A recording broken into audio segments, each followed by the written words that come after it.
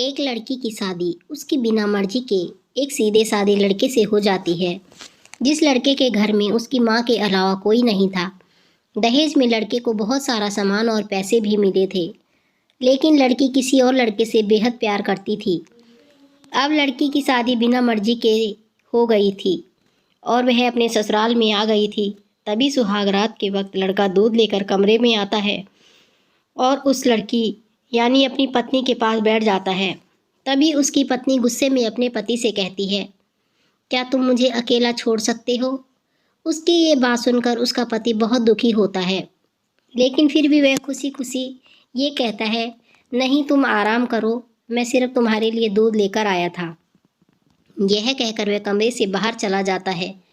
लड़की मन मार कर ही रह जाती है, क्योंकि लड़की चाहती थी कि उसने झगड़ा क्यों नहीं किया ताकि वह उस गंवार से तलाक ले सके।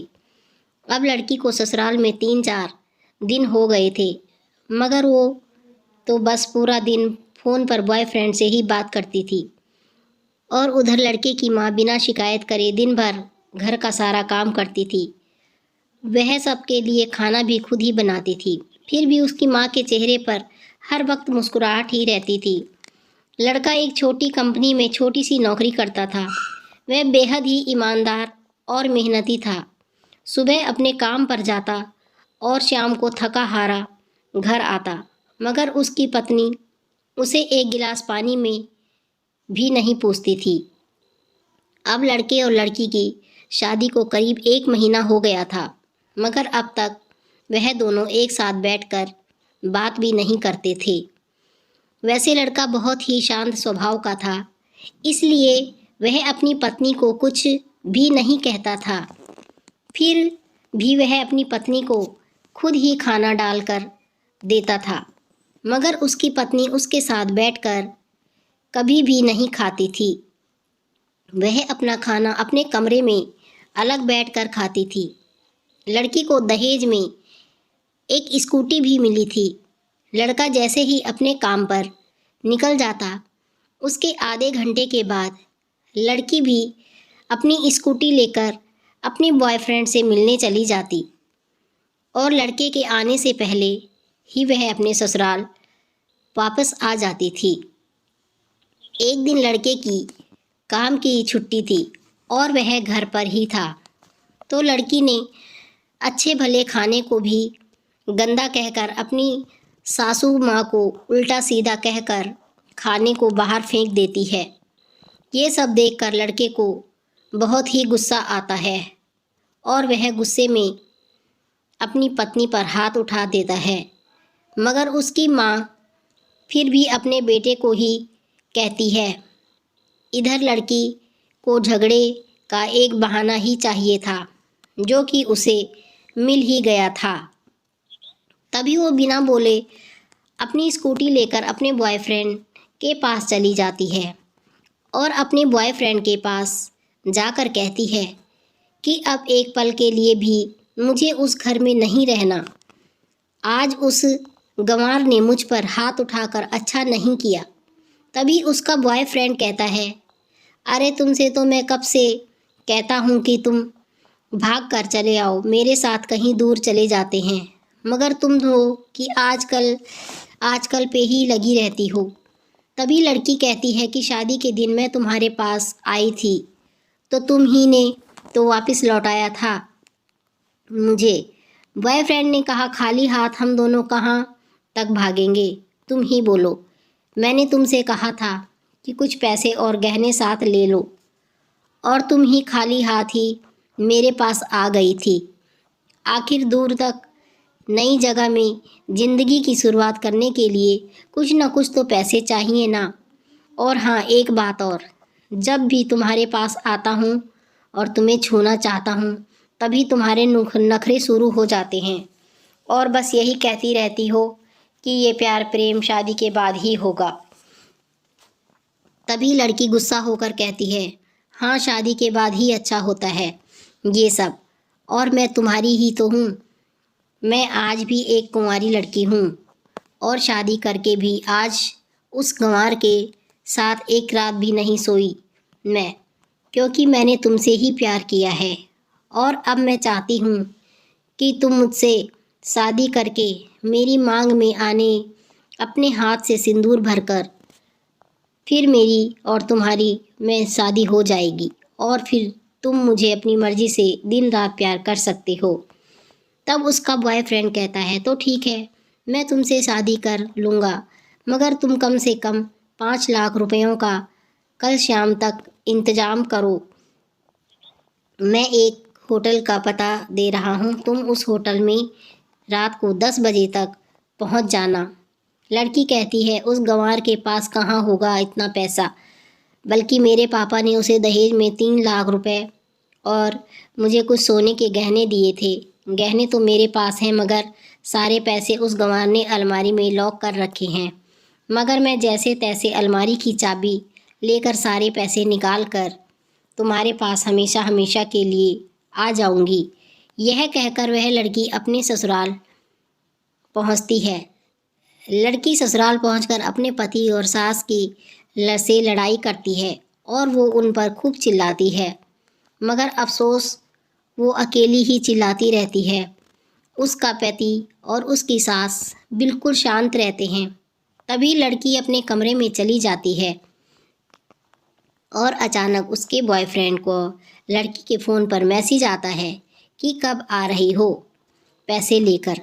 लड़की मैसेज का जवाब देती है सब्र करो, वक्त पर आ जाऊंगी। तब उसका पति दरवाज़ा खटखटाता है और अपनी पत्नी से कहता है कि खाना खा लो।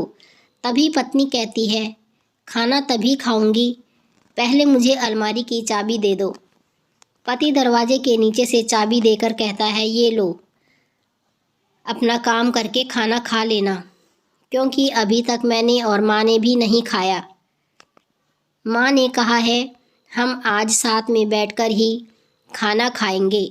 लड़की कहती है माँ और तुम खाना खा लो, मैं बाहर से खाना खाकर आई हूँ। यह सुनकर लड़का चला जाता है।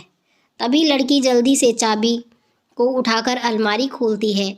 अलमारी खोलकर उसमें से क्या देखती है कि उसमें दहेज के पूरे 3 लाख रुपए, सारे गहने तो रखे ही थे, बल्कि उसमें एक डायरी थी रखी हुई थी। उसे खोलकर पढ़ती है तो उसमें लिखा था प्रिय पत्नी, मुझे और तुम्हारे पिताजी को पता है कि तुम किसी और लड़के से बेहद प्यार करती हो, मगर तुम्हारे पिताजी ने पता लगाया है कि जिससे तुम प्यार करती हो उसकी पहले से एक बार शादी हो चुकी है और वह लड़का बहुत सी लड़कियों को धोखा दे भी चुका है।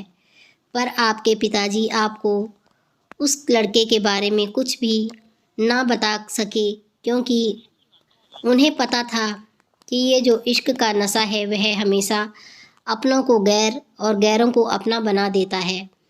इसलिए तुम्हारे पिताजी ने मेरे आगे हाथ जोड़कर ये कहा कि मेरी बेटी का हमेशा ख्याल रखना।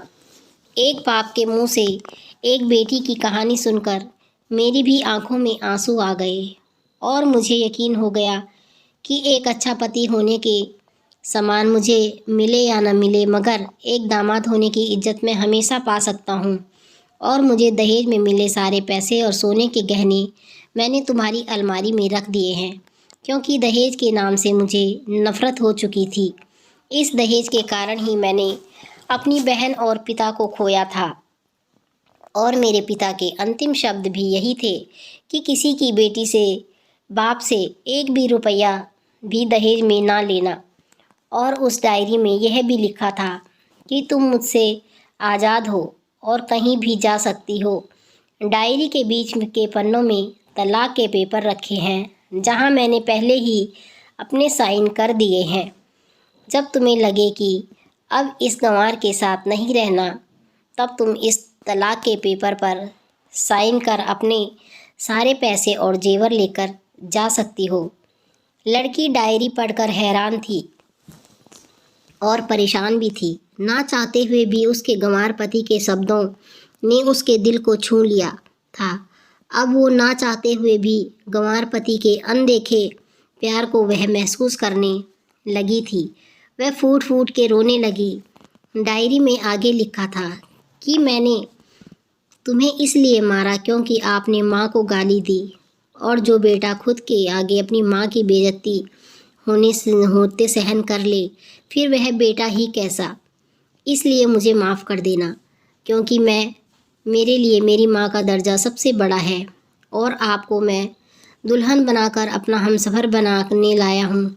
आपसे ज़बरदस्ती नहीं। आपको मुझसे प्यार ना हो, लेकिन मैं अंत तक सिर्फ आपसे ही प्रेम करता रहूँगा।